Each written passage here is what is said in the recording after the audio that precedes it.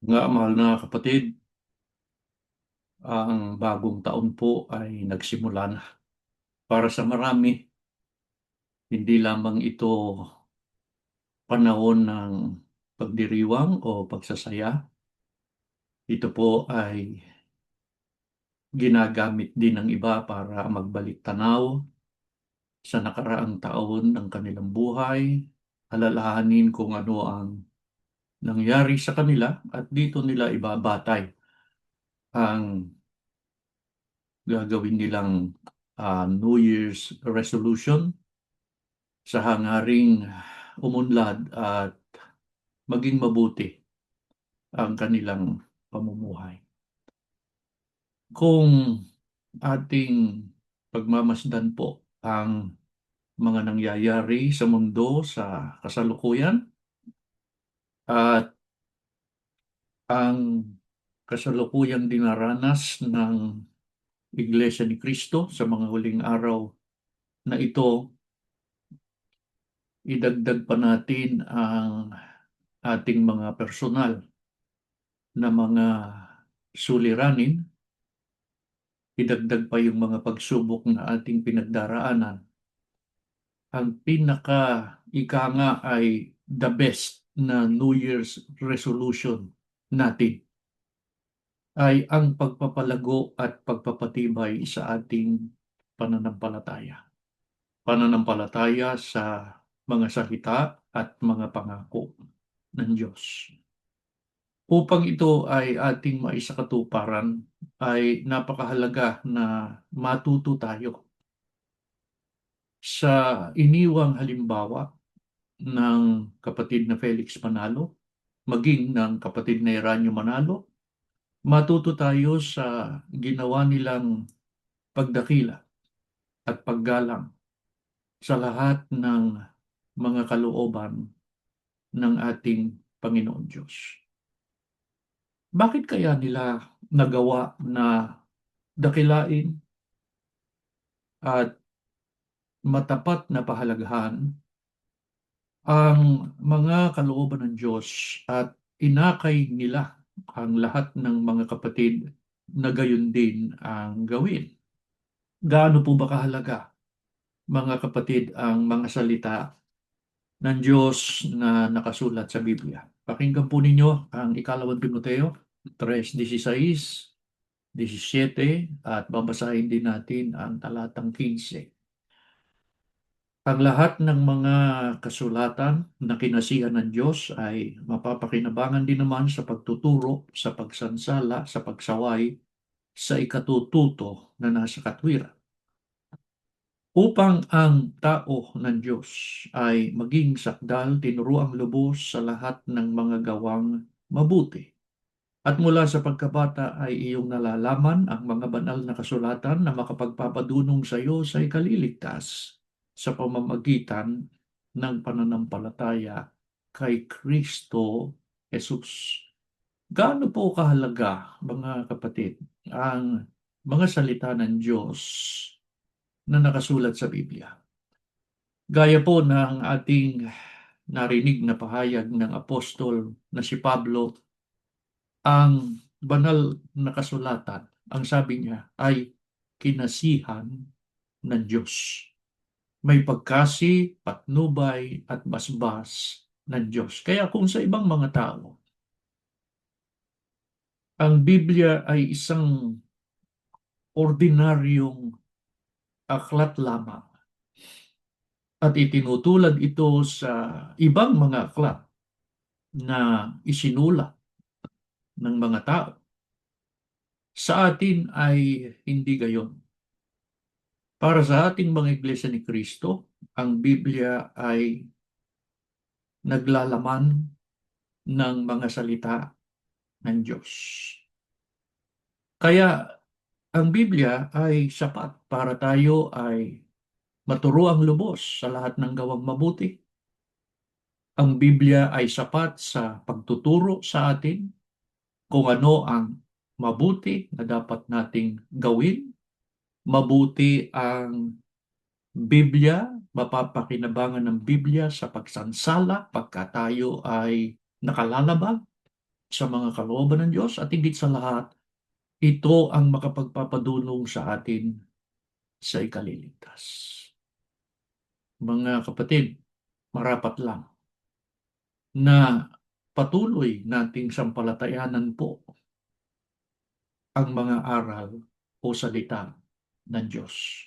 Batid po natin maraming pangako ang Diyos sa kanyang mga lingkod. Nangako ang Diyos na ibibiyaya niya sa atin ang ating mga pangangailangan.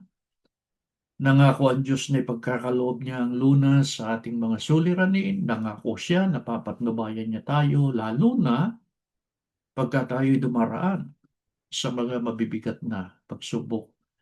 Bakit po marapat lang na sampalatayanan natin ang mga salita at pangako ng Diyos? Anong dahilan?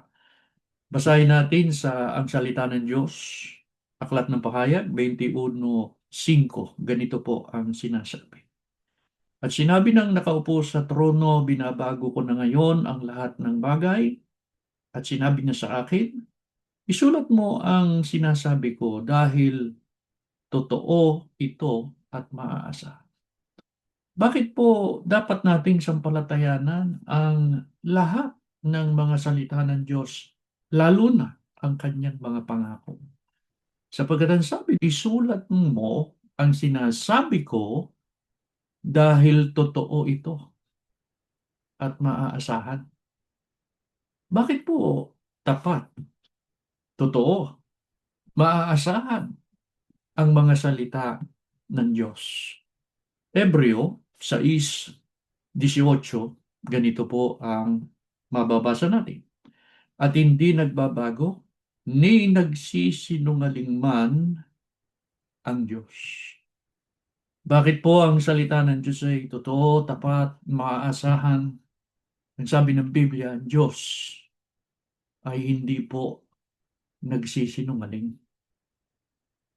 Hindi siya katulad ng tao na nakakapagsinungaling. Hindi ho.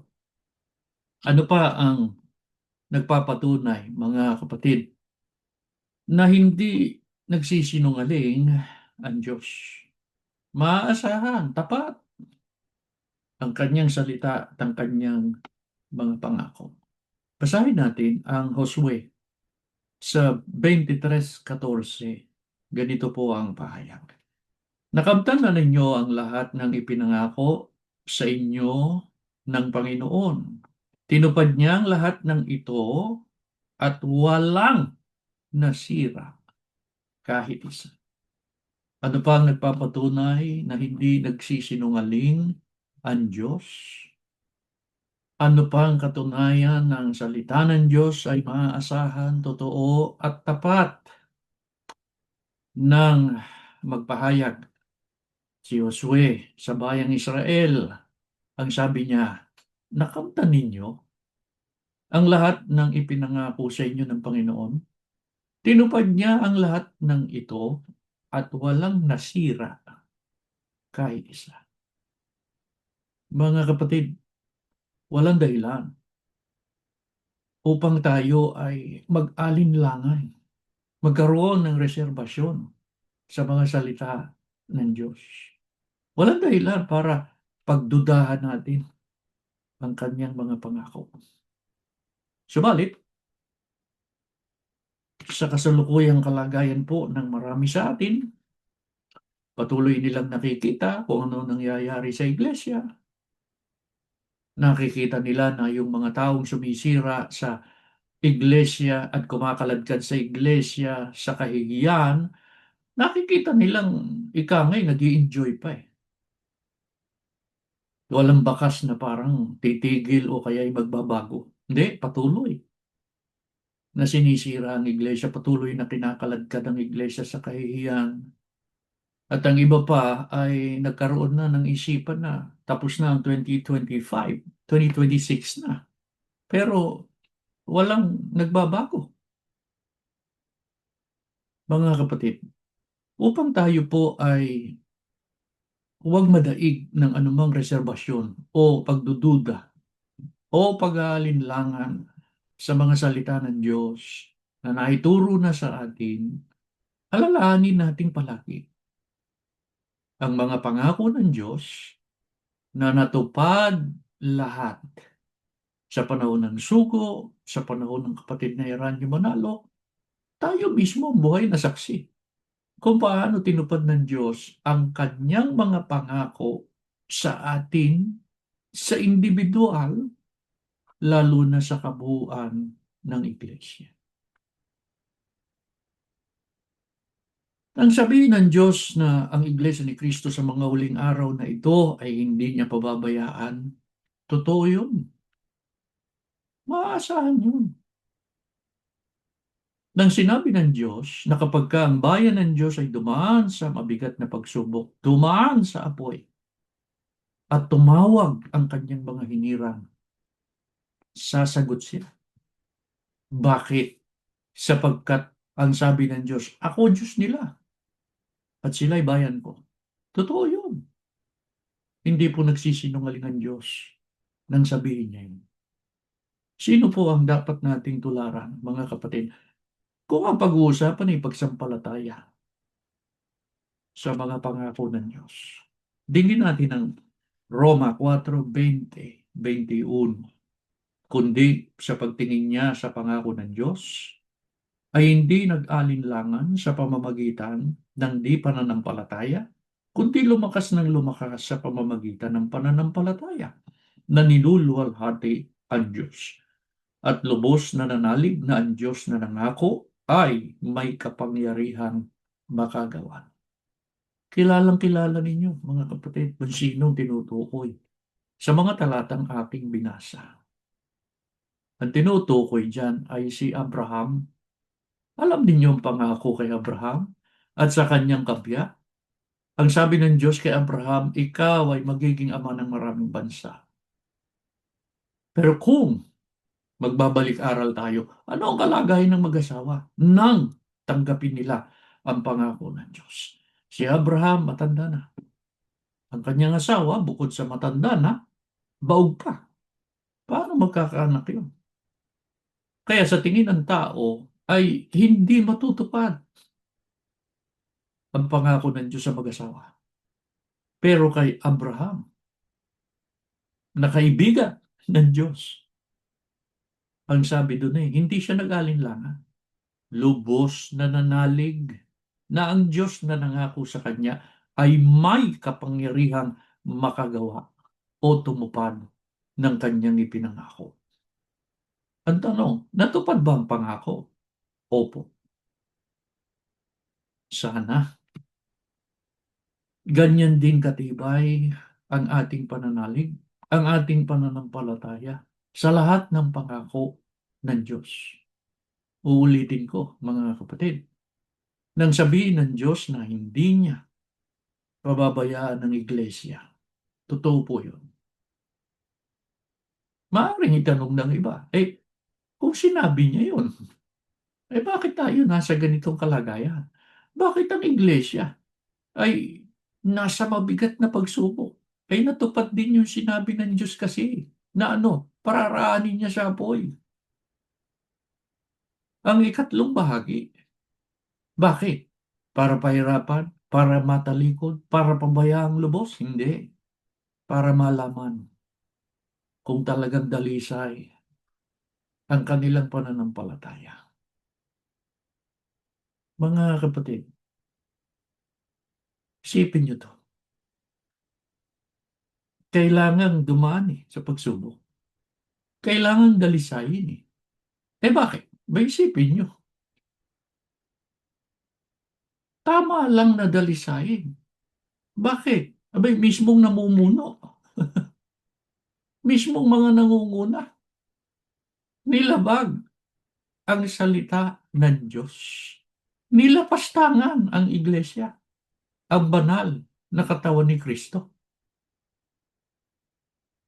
Kailangang dalisayin. Bakit? Sapagkat nung dumaan sa pagsubok, ang iglesyang ito, na malagi ba sa tunay na pananampalataya? Yung iba, hindi. Ang nakakalungkot nga po yung iba, ministro pa Dati, nung maayos ang iglesia, ay pinaninindiganan ang sugo, ang kapatid na Felix Manalo. Nung maayos pa ang iglesia, ang sugo ng Diyos sa mga huling araw, ang tunay na sugo. Nung dumaan na sa apoy ang iglesia, anong sinasabi ng ibang mga ministro na natalikod na? Sinasabi nila ngayon, kulang ang turo ng sugo. Ano pa ang sabi nung isa? Kasi sa palagay niya, ang husay niya eh. Anong sabi niya? Ang sugo, pagsusugo ay inspirasyon na lang. Abay, teka. Nang maayos ang iglesia, hindi yan ang sinasabi mo eh. Pinagtatanggol mo ang sugo eh. Nung maayos pa ang iglesia,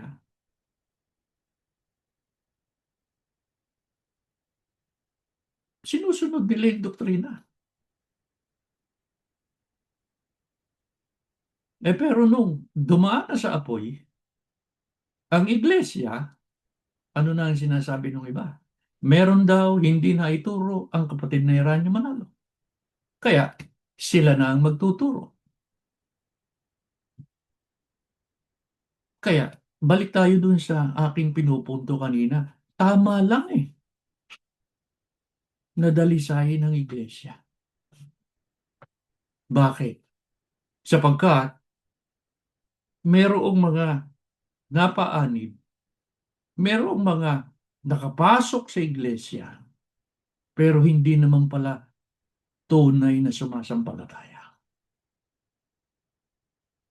Kaya mga kapatid, tatandaan po ninyo, ang pagsubok na ito, ang nangyaring ito sa atin, napakahalaga na makapasa tayo rito. Paano tayo papasa dito? Patunayan mo, kapatid, na yung tinanggap mong aral na siyang dalisay na aral, yan ang ipagsusulit mo hanggang wakas. Paano kung hindi mo na isulit yan hanggang wakas? Ibig lang sabihin, nasubukan ka.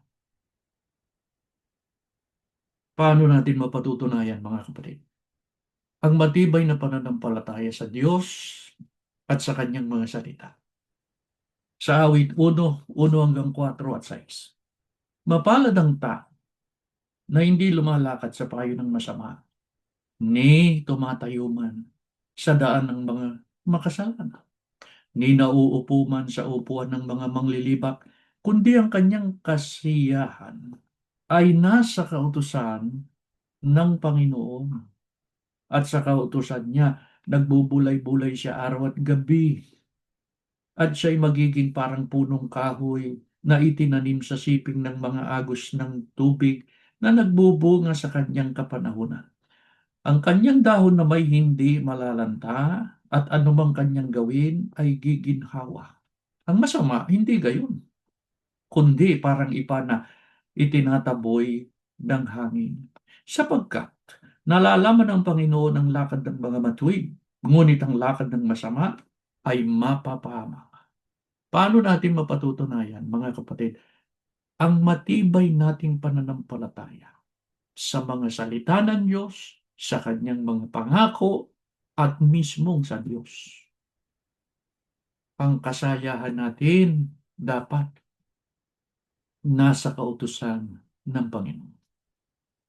Ang kautusan ng Diyos ang ating binubulay-bulay sa araw at sa gabi. Ano katumbas niyan? Nananatili tayo sa tamang araw. Nananatili tayo sa dalisay na salita ng Diyos. Na ang nagturo niyan, walang iba, kundi ang sugo ng Diyos sa mga huling araw at matapat na itinaguyod ng kapatid na Eranio Manalo. Hindi ho bababago yan. Mananatili yan. Katotohanan yan. hanggang sa araw ng paghukom.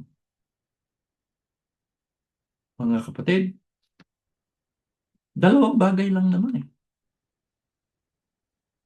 Dalawang bagay lang naman eh.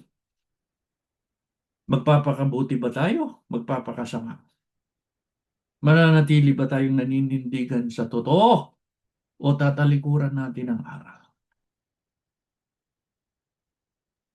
Hahangarin ba natin na marating natin ang kasakdalan ng pananampalataya o masusubukan tayo?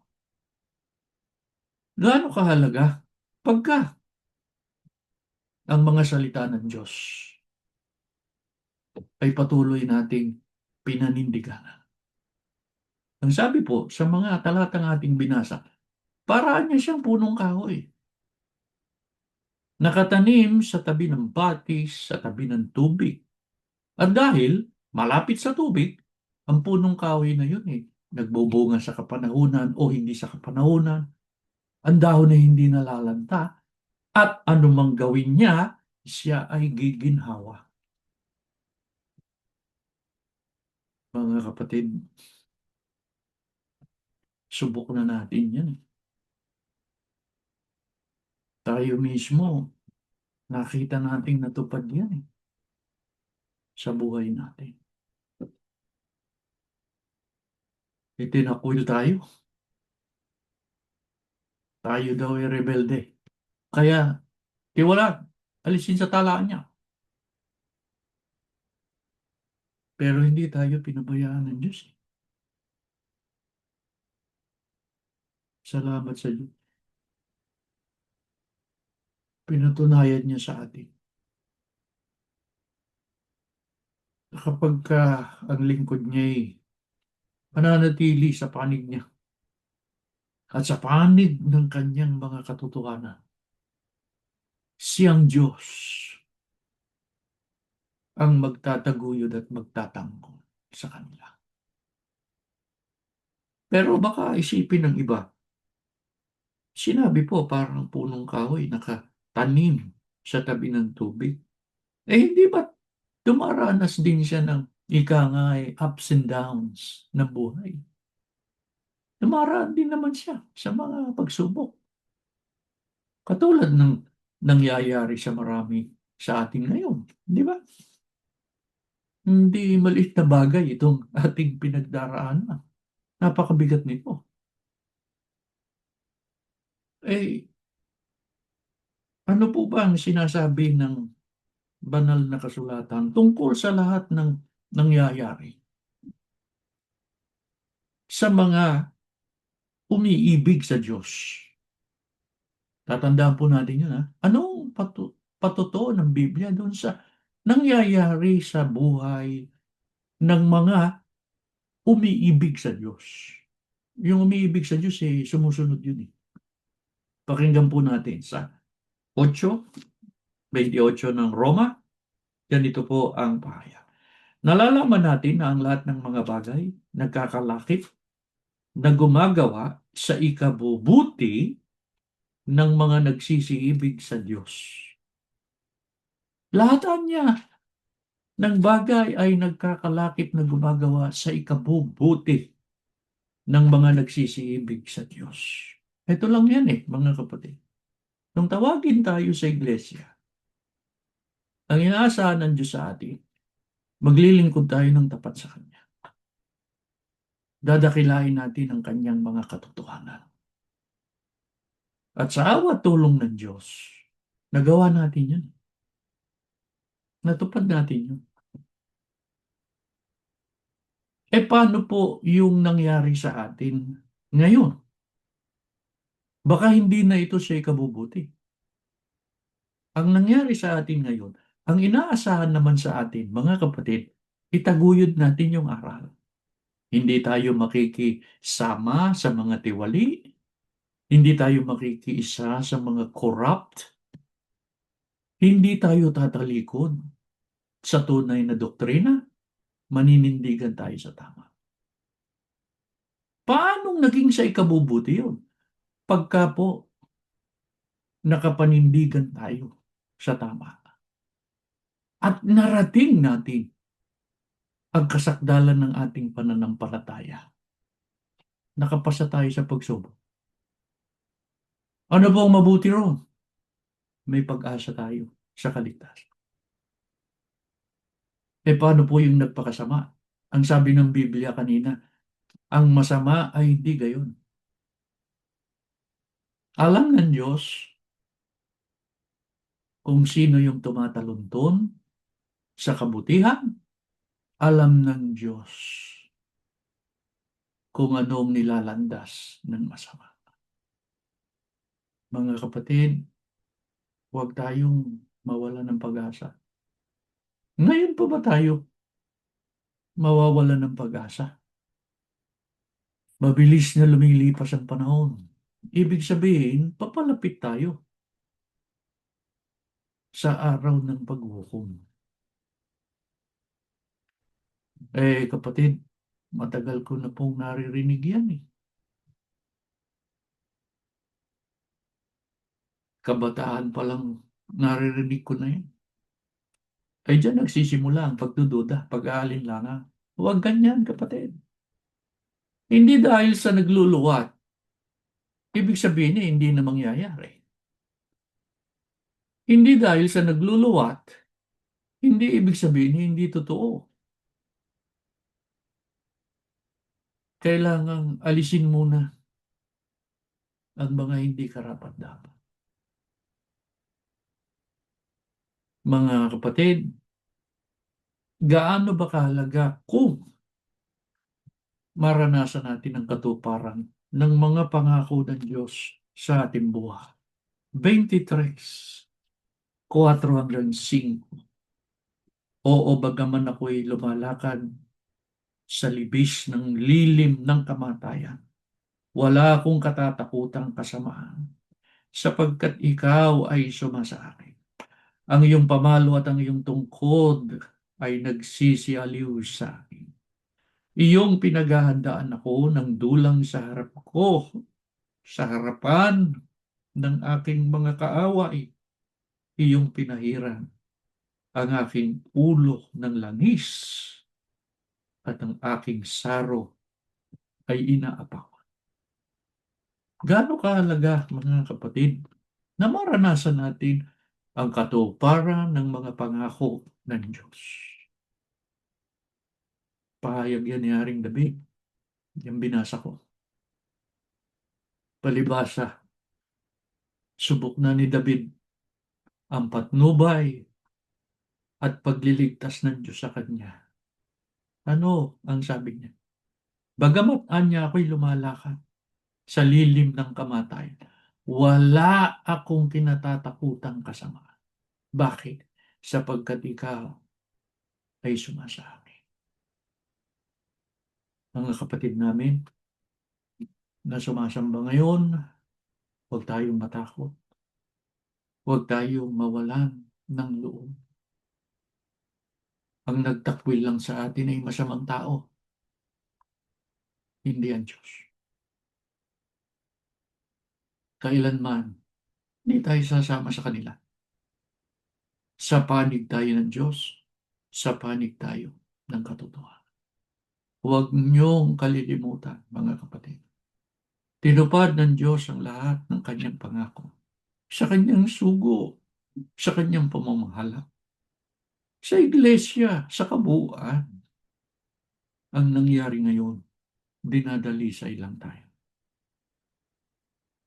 Opo, lumalakad tayo sa lilim ng libis ng kamatayan. Maraming pagbabanta, maraming panggigipit, maraming mga pag-uusig. Subalit, mas malakas ang Diyos sa kanila. Mas makapangyarihan ang Diyos na ating pinaglilingkuran. Kaya, huwag tayong mangamba. Kaya bago tayo manalangin, ibinibigay namin sa inyong pagkakataon, mga kapatid, para kayo'y lumapit at dumulog sa Diyos. Hindi namin mababanggit kung ano ang inyong kailangan, kung ano ang inyong pakiusap sa Diyos. kung ano kahilingan ninyo para sa taong ito. Manalangin kayo saglit. Ihabilin ninyo ang inyong sarili, ang inyong sambahayan, ang inyong mga anak. Ama, alam naming naririto ka sa aming pagsamba. Muli naming inihiling sa inyo ang Espiritu Santo na pumatnubay sa sugo at sa kapatid na Radyo Manalo. Iyon ang loobin mo na pumatnubay sa amin. Para maalaala naming lagi ang kanilang turo, ang iyong mga katotohanan. Gawin namin ang mabuti para sa aming kaligtasan. Tumayo kayo, tayo mananalangin. Panginoon po namin Diyos, minsan pa inihiling namin sa iyo, gawaran mo kami ng imbasbas sa taong ito na aming paglalakbayan. Muli kang manguna sa amin pagka nangangamba ang iyong mga lingkod. Ibiyaya mong matibay na pag-asa, ang matibay na pananampalataya. Tumiwala pa rin kami sa iyo kahit sa panahon ng panganib at mga pagsubok upang lagi naming maluwalhati ang dakila mong pangalan. Pagpalain mo ang pamilya, ang sambahayan ng iyong mga lingkod. Saan man sila naroon ngayon, Ama? Igawad mo ang iyong mahalagang basbas mula sa mga magulang hanggang sa kanilang mga anak. Inihiling din namin sa iyo, tulungan mo kami. Marating namin, Ama, ang kasakdalan ng aming pananampalataya upang makatiyak kami, makapiling ka namin sa bayang banal.